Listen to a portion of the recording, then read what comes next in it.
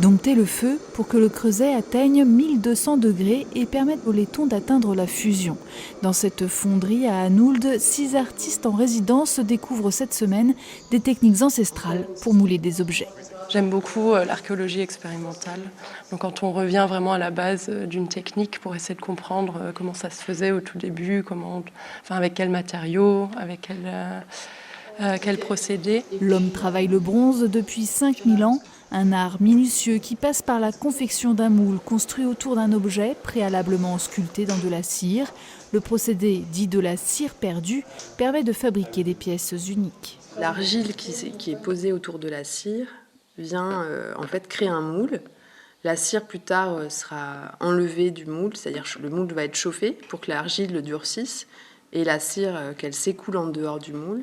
Et l'idée, c'est que dans ce qui ressemble là actuellement à un arbre, on vienne couler un métal en fusion, donc du bronze, qui va prendre la place du modèle en cire qui avait été fait.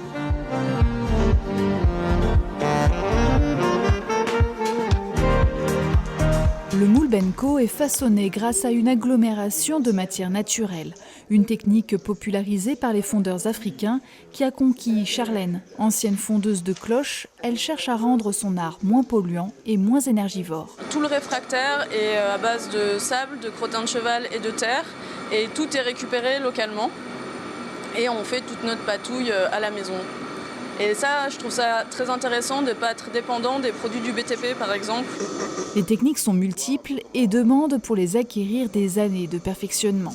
Ces artistes sont venus du Grand Est, de Lyon et de Belgique pour apprendre auprès de Charlène. La cire perdue, moi, c'est ma technique favorite parce que c'est vraiment une matière très douce. Du coup, on peut retrouver cette douceur aussi dans l'objet final. C'est une technique très longue, contrario du coup la fonderie sable avec châssis, où là en une journée on peut avoir sa pièce coulée et on peut directement travailler dessus. Une résidence subventionnée par le département des Vosges et la direction régionale des affaires culturelles qui profite de cet atelier d'artistes créé il y a tout juste un an. Dans notre atelier, on n'a pas voulu se faire un atelier pour nous seuls, on a voulu créer une association pour faire venir du monde et c'est très riche parce que quand on a du monde autour, on a plus d'idées. Chaque création est donc unique, moulée à la main.